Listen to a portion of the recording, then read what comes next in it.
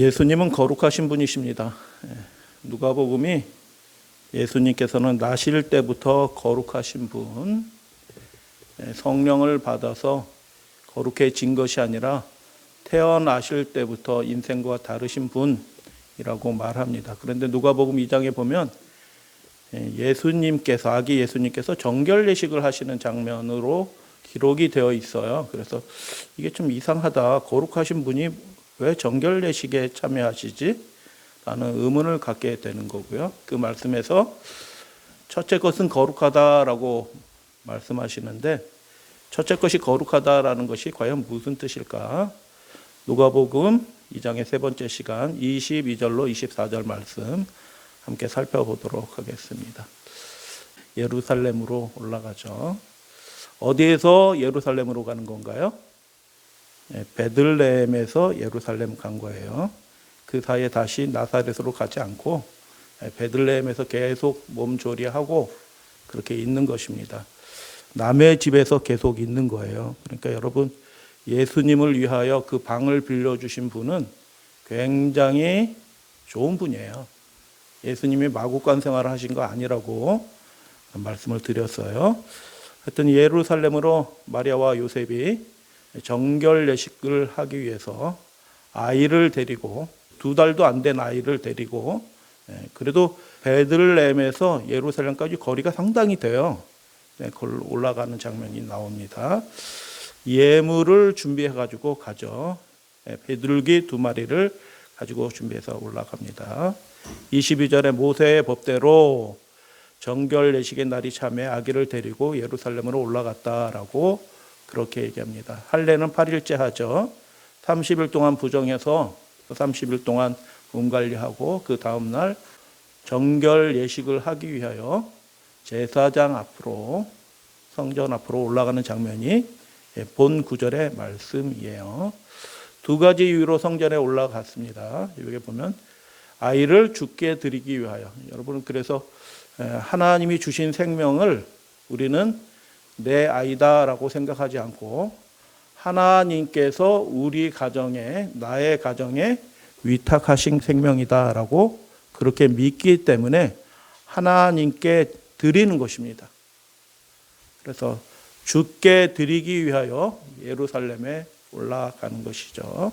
2번째, 집비둘기 둘로 제사 드리기 위해서 예루살렘으로 올라갔다라고 얘기하는데 이 말씀에 굉장히 곤란한 말씀이 있어요. 22절의 말씀에 보면 정결예식은 누가 하냐면 산모가 해요. 산모가 하는 거거든요. 근데 원문에 보면은 그들의 정결예식의 날이 참에라고 얘기해요. 그러니까 마리아와 아기 예수가 같이 정결예식에 참여하는 것처럼 그렇게 기록이 되어 있는데 좀 이렇게 곤란하다라는 생각이 들 수 있어요. 그런데 본문의 말씀을 전체적으로 이렇게 살펴보면 이제 해결은 됩니다. 여러분, 예배는 뭐 하는 행위가 예배하는 건가요? 하나님께 뭔가 드리는 것이 예배입니다. 여러분, 예루살렘으로 올라갈 때, 성전으로 갈 때 빈손으로 가지 않고 아름다운 예물을 가지고 올라가라라고 하나님은 그렇게 말씀하셨고 시편도 그렇게 노래해요. 그래서 하나님께 예배 드린다는 것은 무엇인가 드리는 것입니다. 여기에 보면 아기를 주께 드리고라고 얘기했는데 헌신의 의미로 하나님께, 하나님 제 자신을 주님께 드려요 하고 헌신의 의미로 하나님 앞에 구별된 예물을 드리는 것이 예배입니다. 그래서 이 성가족이 예루살렘으로 올라간 이유가 있는데 아기를 하나님께 드리고 하나님 앞에 제사하기 위해서 둘 다 드리는 행위죠. 그래서 여러분 교회에 오실 때 빈 마음으로 오셨다라고 생각하지 마시고 하나님께 뭔가 드리기 위해서 나의 소원과 간구를 올려드리고 내가 준비한 예물을 하나님께 올려드리기 위해서 저희들이 모이는 줄로 이렇게 믿습니다. 왜 첫째 것을 하나님께 드릴까? 하나님께서 율법에 첫 해에 처음 난 남자마다 주의 거룩한 자라 하리라 하고 드리라라고 얘기하고 대속하라라고 얘기하고 그렇게 말씀하셨는데 왜 첫째 것을 하나님께 드리게 되는가라는 것들을 생각하게 되는 거죠. 그래서 하나님께서 그렇게 의문을 가질까봐 누가 첫째 것을 왜 하나님께 드려요? 라고 묻거든 너희는 이렇게 대답하라 라고 하나님이 이미 구약 성경에 기록을 해 놓으셨죠. 어디에 기록해 놓으셨어요? 출애굽기에 기록을 해 놓으셨습니다. 너는 태에 처음 난 모든 것을 다 구별하여 누구에게 돌리라? 여호와께 돌리라. 후일에 내 아들들이 이게 왜 이렇게 합니까? 라고 묻거든 여호와께서 그의 권능의 손으로 우리를 애굽에서 곧 종되었던 집에서 인도하여 내실 때에 그때 바로의 마음을 강팍하게 하시고 그가 우리를 보내지 아니하게 될 때 여호와께서 어떻게 하셨냐 하면 처음 난 모든 것을 다 치셨다.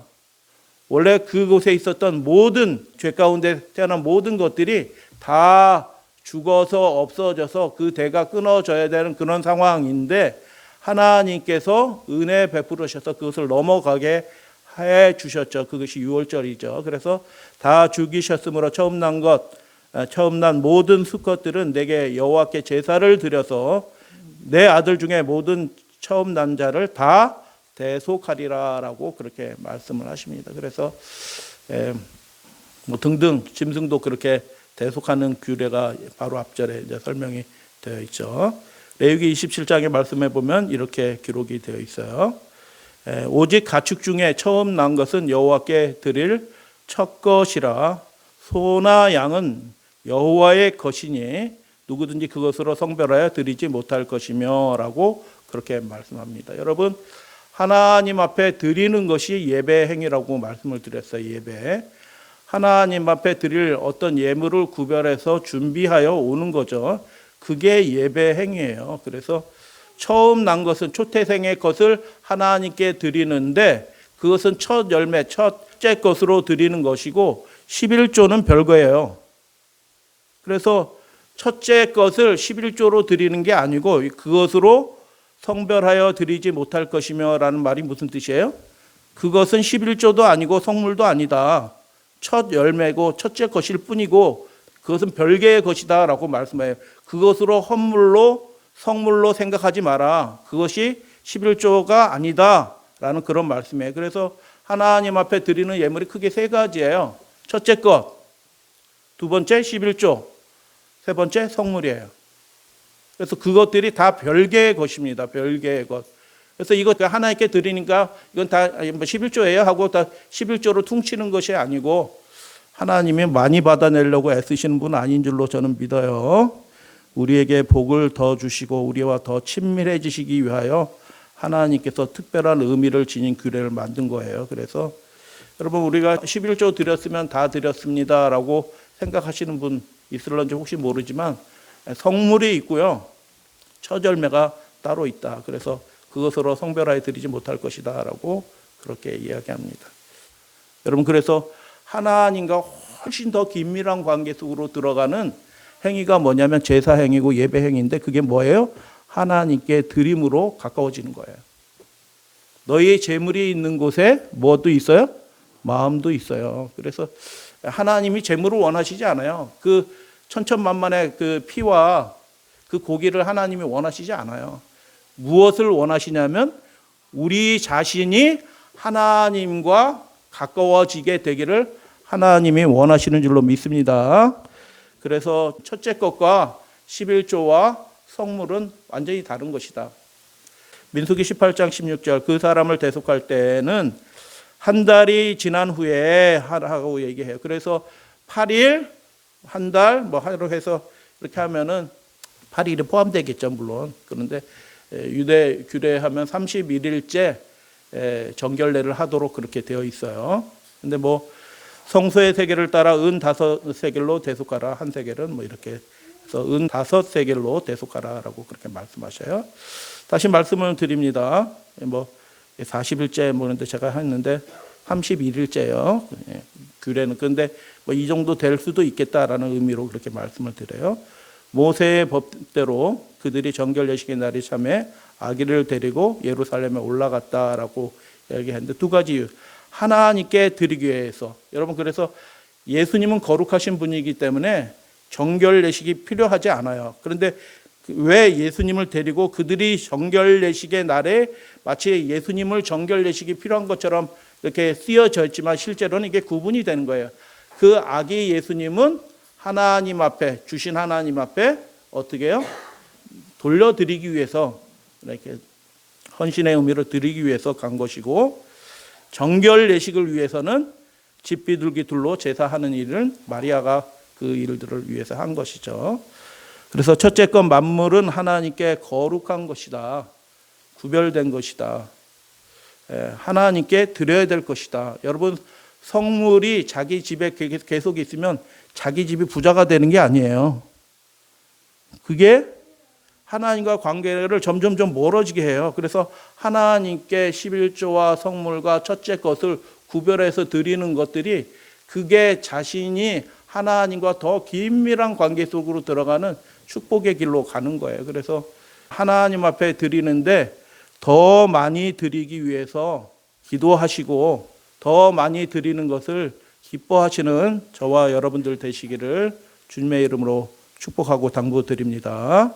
그래서 첫째 것은 하나님께 드려야 될 것이다 라고, 모든 것이 그래. 짐승도 그러고 열매도 그러고 사람도 그러고 대속하는 과정이 있지만 드려야 된다라고 하나님이 그렇게 규정을 하셨어요. 첫째 것을 하나님께 드린 사람의 한 예를 말씀드리려고 해요. 예전이나 지금이나 자식 간에 뭐가 문제가 생기냐면 부모님이 돌아가실 때쯤 되면 유산 상속 때문에, 재산 상속 때문에 문제가 돼요. 네, 그래 편애를 했는데 편애해가지고 이 사람에게 더 주겠다 이렇게 하면은 그게 법적으로 효력이 있을까요?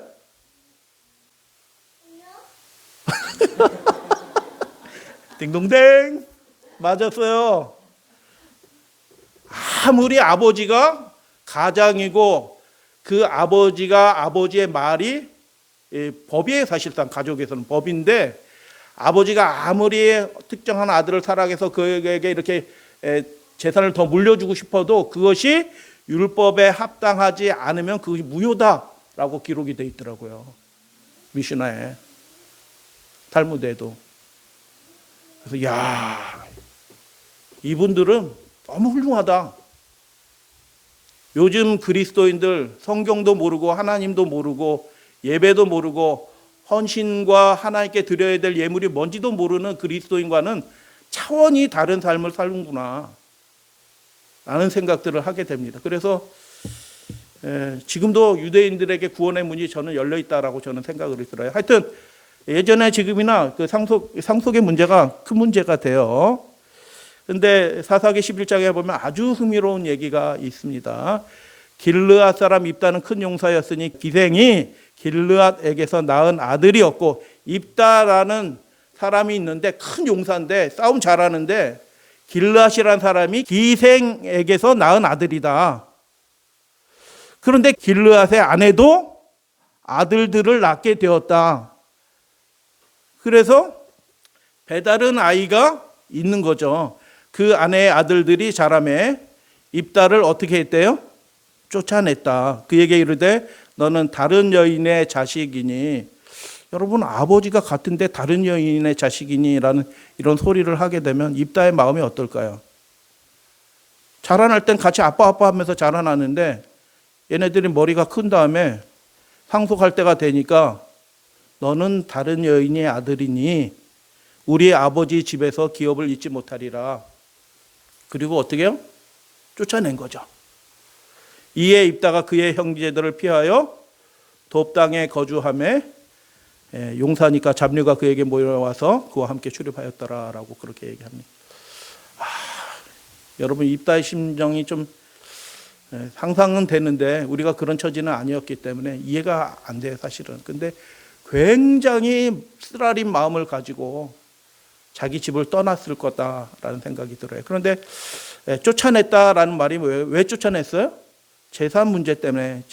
아버지 재산을 나누기 싫으니까 조금 나눠서 가져도 될 텐데 그거 싫으니까 그렇게 한 거죠. 재산 문제 때문에 그렇게 했다. 그래서 상처를 받고 높당으로 떠나는 입다의 그 모습, 이것은 그 전에 있었던 이스마엘이나 이런 사람의 상속과는 또 달라요. 그것은 하나님이 내보내라 하면서 그 전에 미리 좀 챙겨주고 뭐 이렇게 하거든요. 이혼에 의한 상속권 박탈이 아니에요. 그런데 그 아들들이 정당하지 않은 거예요, 사실은. 정당하지 않은 방법으로 관례에 따라서 그 배다른 아들 입다를 쫓아냈다라고 얘기합니다. 근데 얼마 후에 암몬 자손이, 이스라엘 앞쪽에 암몬 자손이 살아요. 위에는 모압, 그 밑에는 암몬, 뭐 쭉쭉쭉 해서 이렇게 살잖아요. 암몬 자손이 이스라엘을 쳐들어오려고 그러네. 치려할 때 길르앗 장로들이 입다를 데려오려고. 싸움 잘하는 사람 생각해 보니까 우리 동네에서는 싸움 잘하는 사람이 없어. 농사꾼밖에 없어. 그러니까 어떻게 해요? 걱정이 실컷 되는 거라. 그리고 입다 어디냐 물어보니까 쫓아냈다라고 하는 거예요. 어디로 갔냐 물어봤더니 어떻게 해요? 높당으로 가버렸대요. 그러니까 이게 어떻게 된 거냐? 그래 입다에게 찾아가죠. 이르되 우리가 암몬 자손과 싸우려 하니 당신은 와서 우리의 장관이 되라. 입다가 얘기합니다. 그 장로들에게 너희가 전에 나를 미워하였다. 나를 미워하였다. 내 아버지 집에서 쫓아냈다. 그 아들들이 쫓아낸 것이 아니고요. 그것을 묵인하고 다 동의한 것입니다. 관례적으로. 이제 너희가 환난을 당하였다고 어찌하여 내게 왔느냐라고 그렇게 얘기합니다. 여러분을 이렇게 홀대하고 매몰차게 쫓아낸 사람을 위해서 그 사람이 와서 좀 도와주세요. 이렇게 하면 여러분 도와주실 마음이 있으시나요? 그때가 우리가 누구에게 속한 사람인지 드러나는 것입니다. 내가 육에 속한 사람이면 절로 가시오. 당신하고 나하고 관계 끝났어. 이미 예전에. 하고 못 본 척 할 것이고, 내가 하나님께 속한 사람이라면 다른 식으로 반응하게 될 것입니다. 입다는 육에 속한 사람일까요? 하나님께 속한 사람일까요? 보호해달라고 도움을 요청하는 길르앗 장로들의 모습이에요. 그런데 도와줘야 하는 생각이 들겠죠. 당연히. 예전 생각도 나고 그 쓰라린 생각도 나고. 내쫓았을 때 관계가 끝난 겁니다. 사실은. 그리고 그 장로님들은 뭐 하시던 장로님이에요? 길르앗 장로들은 그런 일이 벌어질 때 자신의 일에 개입하지 않았어요. 장로들이 메고 푸는 일, 마태복음 18장 너희가 땅에서 매면 하늘에서도 매일 것이요 땅에서도 풀면 하늘에서도 풀리리라. 그 메고 푸는 일, 결정하는 그 일에 길르앗 장로들이 참여했어야 돼요. 근데 그 일을 방기한 것입니다. 전 뭐 기생하더니 내쫓아라. 그래, 쫓아야지. 이렇게 한 것입니다. 길르앗의 아들들이 돈 욕심에 그렇게 한 거 잘못된 거죠. 근데 길르앗의 장로들은 어떻게 했느냐? 그 메고 푸는 일, 결정하는 일에 율법을 가지고 이것이 합당하다 그러다 판단하지 않은 것이죠. 그런데 이제 위기가 닥치니까 와가지고 도와주세요. 이렇게 얘기하는 거죠. 여러분 같으면 어떻게 하시겠어요? 그때가 우리가 누구에게 속한 사람인지 드러나는 때예요. 그래서 잠깐 지도를 보여드려요. 여러분 길르앗이 어디에 있어요? 이스라엘 맞은편에 있어요. 요단강 건너편에. 길르앗에 유향이 있지 아니하냐라고 하는데 좋은 땅이에요. 길르앗이 있죠. 여기 길르앗이 있는데 돕당은 어디 있어요? 여기 있어요. 어디 있어요? 아람과 암몬 사이에 있어요. 여기도 아니고 저기도 아닌 곳에 중간에 지대에 이렇게 피해서 거기서 살고 있는 거예요. 양쪽 다 세력을 미치지 않는 그곳에 피해서 살고 있는 거죠. 이곳으로 쫓겨가 나가는 입다의 마음이 굉장히 슬펐을 것입니다. 그래서 집을 떠나 이방인들 그 사이의 땅에서 살게 된 입다의 심정. 여러분 그 사이의 땅에 사는 사람들은 어떤 사람들이라면 문둥병 걸린 사람들이나 거기서 사는 겁니다. 문둥병. 누가복음 17장에 나와요. 사마리아와 갈릴리 사이에 문둥병 10명이 있었어요.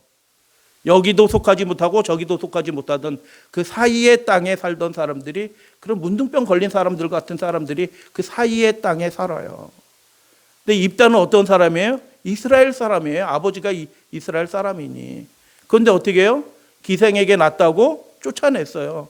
갈 데가 없어서 어디에서 살아요? 그 사이의 땅에서 살아가는 것입니다. 얼마 후에 암몬 자손이 도와달라고 얘기했죠. 근데 입다는 자신을 쫓아낸 사람들을 위하여 싸우기로 결정합니다. 할렐루야, 아멘. 훌륭한 겁니다. 하나님의 사람인 것입니다. 하나님의 마음을 가지고 있는 사람이에요. 그래서 그렇게 하나님의 마음을 가지고 있기 때문에 그 사람에게 하나님의 신이 임합니다. 하물며 우리를 위하여 죽으신 분을 위하여서 우리의 마음을 드리게 될 때 우리에게 성령이 임할까요? 당연히 임하죠. 원수를 위해서 이런 일을 하게 될 때 그에게 성령이 임하는데 주님의 그 일을 하기 위해서 내 삶을 드린다? 그 사람에게는 성령이 임합니다. 그래서 28절에 보면 암몬 자손의 왕이 입다가 사람을 보내어 말한 것을 듣지 아니하여서 뭐 이런저런 얘기를 왔다 갔다 하죠. 근데 29절에 이에 여호와의 영이 누구에게 임한다고요? 입다에게 임하는 것입니다. 삼손에게 임하였던 그 여호와의 영이 입다에게도 임하는 것입니다. 그래서 30절에 그가 서원하여 하나님 암몬 자손을 저에게 주시면, 잠깐 지도를 보시면 다시 암몬 자손 바로 앞에 길르앗 사람들이 살고 있어요. 그러니까 왼수들이 코앞에 있는 거예요. 코앞에.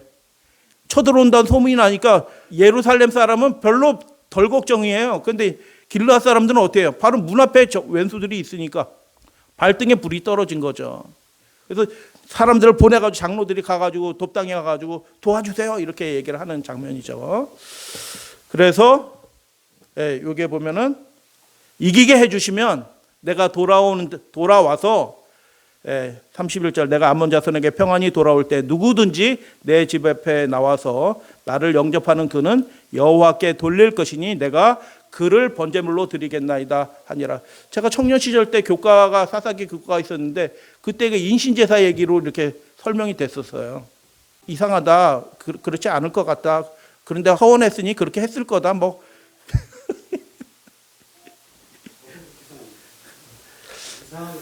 예. 인신 제사를 드린 것처럼 그것이 그래서 올바르지 않다. 하나님께 헌신하는 거 좋은데 그렇게 해서 헌신하는 것은 옳지 않다라고 교과가 그렇게 돼 있었어요. 근데 잘못 알은 거죠. 그래서 그 말씀을 잠깐 드리면 하나의 등불이 온 집을 밝힌다고 예수님이 그렇게 말씀해요. 그래서 생활 공간과 가축을 집안에, 가축은 귀한 재산이기 때문에 밖에다 두지 않아요. 외양간 없어요. 집 안에서 키웁니다. 밖에서 하다가 집 안으로 다 저녁이 되면 집어넣어요. 그래서 한 공간 안에서 다 빛이 비치는 것입니다. 누가복음 13장에 보면 예수님이 병자를 고치신 다음에 바리새인들이 뭐라고 그러니까 너희들이 안식일날 어떻게 하냐? 안식일날 짐승들을 풀어내어 집 안에 있는 그 공간에서 풀어내어 소와 나귀를 풀어내어 먹고 다니게 하지 않느냐라고 그렇게 말씀하셔요. 집 안에 있어요. 집 안에. 그래서 구유도 저 위에 동그랗게 표시한 게 그게 구유예요. 예수님이 외양간에서 태어난 게 아니고 집 안에서 태어난 겁니다. 이렇게. 그래서 입다는 여러 중에서 어느 것이든지 다 드리겠다라고 얘기했는데 입다의 딸은 무남 동녀예요. 뭐 여러 있는 게 아니고요. 무남 동녀 딱 하나밖에 없는 거예요. 그럼 상황이 어떻게 된 것이냐? 내가 암몬 자손에게서 평안히 돌아올 때 누구든지라고 되어 있는데 이게 누구든지가 아니고요. whatsoever예요. 영어로 하면 whatsoever. 어떤 영어 성경은 그렇게 되어 있어요. 무엇이든지 이렇게 된 것입니다. 무엇이든지 내 집 문 앞에서 나오는 어떻게 해요? 뭐 여러 마리가 나오잖아요. 근데 여러 마리 중에서 첫 번째로 나오는 것을 드리겠습니다라고 그렇게 서원한 것이죠. 그는인데 그는이 인칭제명사가 아니고 그것을 여호와께 드리겠습니다라고 그렇게 이야기하는 것이죠. 이해가 되셨나요? 예. 그렇게 돼서 이 그림을 다시 보면은 입다가 이겼어요. 하나님이 이기게 해주셨어요. 하나님의 신이 그와 함께 있어요. 왜요? 하나님의 마음을 가지고 있으니 그로 하여금 이스라엘을 길르앗 사람들을 구원하게 하셨죠. 그래서 첫 번째 것이 거룩하다라는 말의 의미가 무엇이냐? 하나님 앞에 드려야 될 그 첫 번째 것은 변개하지 못해요. 그래서 소가 제일 먼저 나왔다고 하면 어떻게 해요?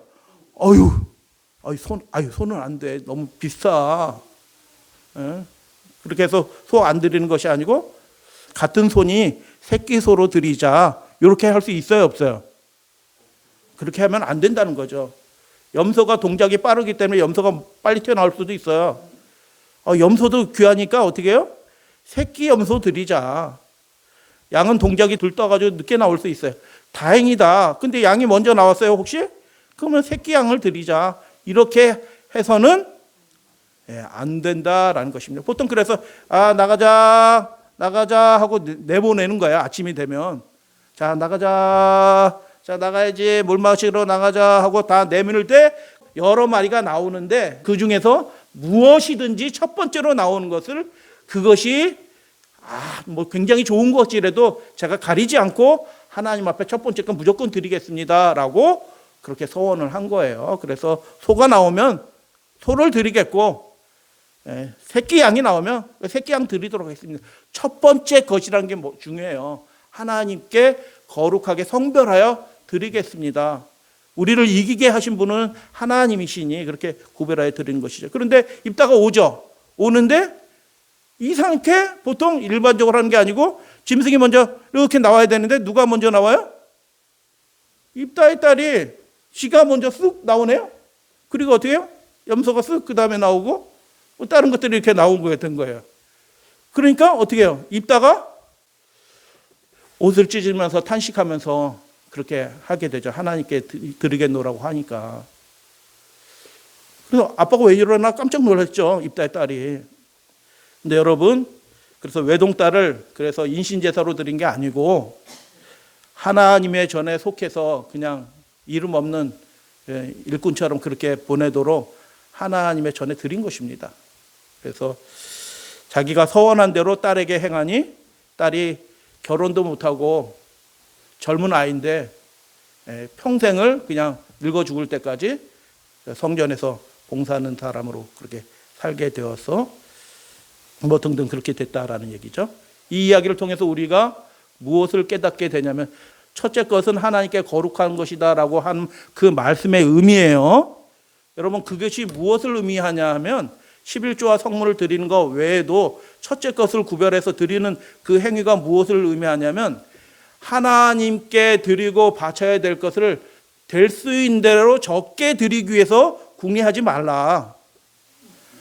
첫째 것을 거룩하게 구별해 드린다는 것은 무엇이냐면 될 수 있는 대로 하나님께 더 많은 것을 드리기 위해서 그렇게 마음을 써라.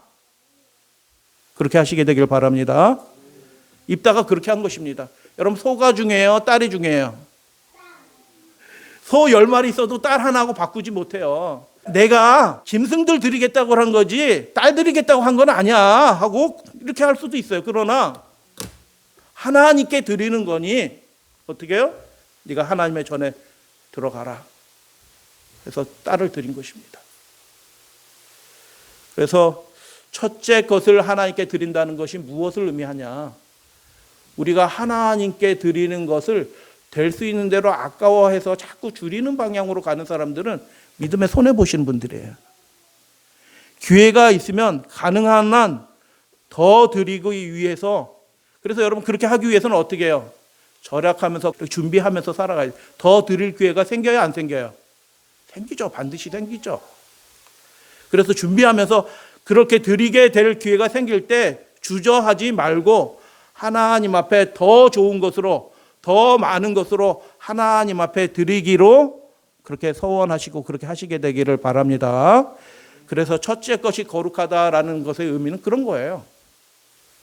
지금 성가족 요셉과 마리아가 하나님 전 앞에 나와서 하나님 앞에 아기를 드리잖아요. 그것의 의미는 뭐예요? 하나님 아기 주셔서 감사합니다. 그것 이상의 의미예요. 요셉 자신이, 마리아 자신이 이 아이와 함께 내 생애를 하나님 앞에 다 드립니다라고 부모가 서원하는 것입니다. 여러분, 하나님의 영이 임하는 사람들은 어떤 사람이냐면 하나님과 째째하게 거래관계 있는 사람들은 하나님의 영이 아니에요. 성령이 임할 공간이 없는 것입니다. 왜요? 그 마음의 주인이 누구예요? 재물의 신이에요. 만몬이 주인이니까. 그래서 우리가 하나님 앞에 우리의 의무를 줄이는 방향으로 신앙생활을 하는 것이 아니라 하나님과 더 긴밀한 관계를 위해서, 하나님의 나라를 위해서 더 많은 것을 드리기 위해서 그렇게 마음을 들이시는 저와 여러분들 되기를 원합니다.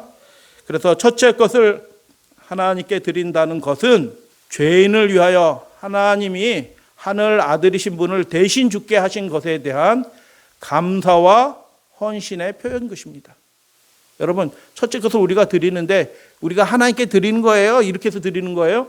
아니죠. 하나님이신 분이 하늘의 독생자 예수 그리스도를 죄인을 위하여서 내어주셨어요. 그것에 대한 감사의 반응으로 하나님, 저희들도 저희의 삶을 기쁘게 주님께 내어드립니다라는 그 감사와 헌신의 표가 첫째 것을 하나님께 드리는 거예요. 거룩하게 구별하는 거. 하나님 앞에 더 많이 드리기로, 그것이 여러분의 생에 기쁨이 되기를 원합니다. 그래서 비둘기 2마리를 가지고 정결례를 하러 왔죠. 비둘기 2마리는 무엇에 쓰였죠? 번제와 속죄제로 쓰입니다. 한 마리는 번제, 한 마리는 속죄제. 번제는 무엇을 의미해요? 감사와 헌신이죠. 속죄제는 뭐예요? 부정해졌으니 정결하게 된 그 예식으로 그렇게 쓰여지는 것입니다. 여러분, 그래서 우리가 하나님 앞에 드려야 되는 헌물의 성격이 뭐냐?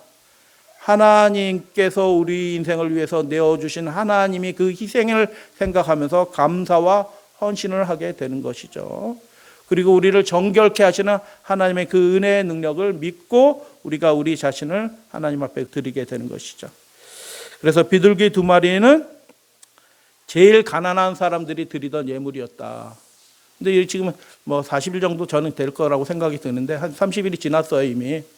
근데 동방박사는 왔어요, 안 왔어요? 동방박사 그 향유, 금, 또 모략, 이거 정말 비싼 거 가져와서 예물로 드렸잖아요. 그거 어디다 두고, 그거 아까워가지고 양으로 드려도 될 사람이, 소로 드려도 될 사람이 비둘기로 이렇게 드려요? 동방박사는요, 아직 오지 않았습니다. 예, 동방박사는 그 이후에 온 거예요. 목자 등등 다 해서 이 정결 예식이 끝난 다음에, 그 다음에 인도함을 받고 이렇게 오는 거예요. 요셉과 마리아의 생애를 생각해 보십시오. 그가 감사할 일이 있었을까요? 그의 결혼 예식이 감사할까요? 굉장히 구설수에 올라왔어요. 마음이 평안하지가 않아요. 마리아가 감사할까요? 동네 사람들이 나를 이상하게 쳐다봐요. 그들이 감사할 일이 없는 것처럼 보여요. 평생 요셉은 그 마리아와 아기 예수를 지키는데 그의 생애를 다 씁니다. 평생을. 다른 일, 목수도 하고 그렇게 했지만은 그 모든 생애가 살아가는 이유가 딱 하나밖에 없어요. 그 마리아와 아기 예수를 지키는 것 외에는 요셉의 생에 다른 목적이 없어졌어요. 애굽으로 갔어요. 애굽 피라미드 구경하러 간 것이 아니라, 이집트 관광 간 것이 아니라 아기를 지키기 위해서 간 것입니다. 몇 번 이사했다고요? 내려가는 데까지만 30번 이사합니다. 30번. 헤롯의 군사들이 소문 나가 쫓아올까 봐, 암살단으로 쫓아올까 봐 30번을 이사해요. 요셉의 생애 전체가 그 아기 예수를 맡음으로 인해서 그 생애가 완전히 예수 그리스도께 드려진 바 된 삶을 산 거예요. 그래서 정결 예식과 예식을 위해서 성가족이 올라오는데, 그것은 아기 예수를 하나님께 드리기 위해서 온 건데, 그것이 무엇을 의미해요? 첫째 것을 하나님께 드리는데, 그 첫째 것을 하나님께 드린다는 게 무엇을 의미해요?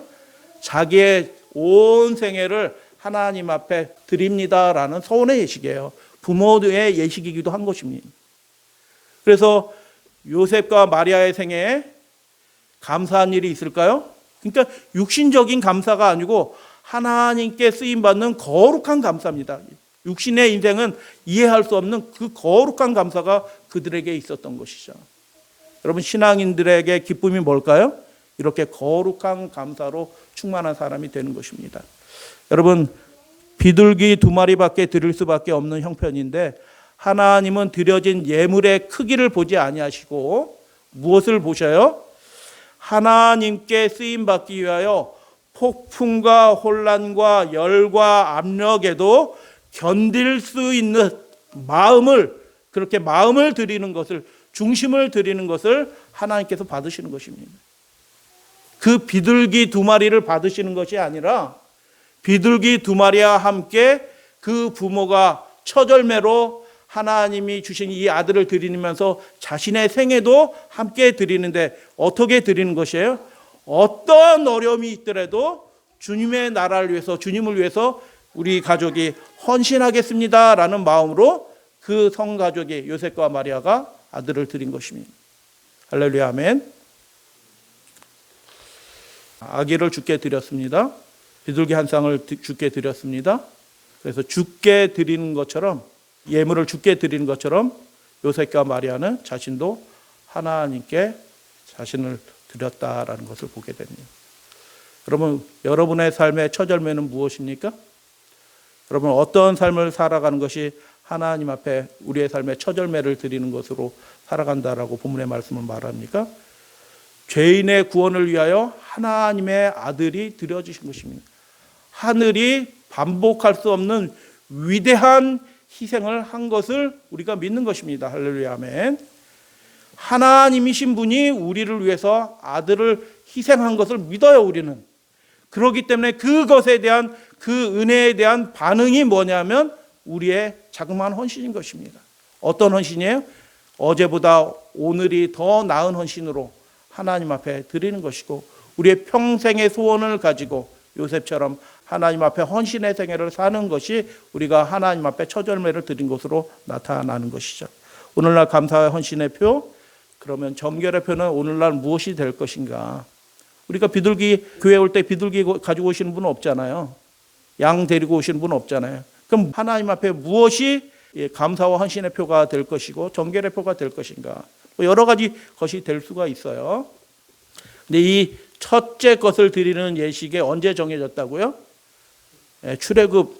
출애굽할 때, 장자의 재앙 때 드려진 것입니다. 그래서 멸망시키는 천사가 애굽 땅을 통과하면서 사람과 짐승들의 처음 난 것을 멸하고자 하였을 때 이스라엘의 백성들은 그들의 자녀들을 어디로 데려가야 돼요?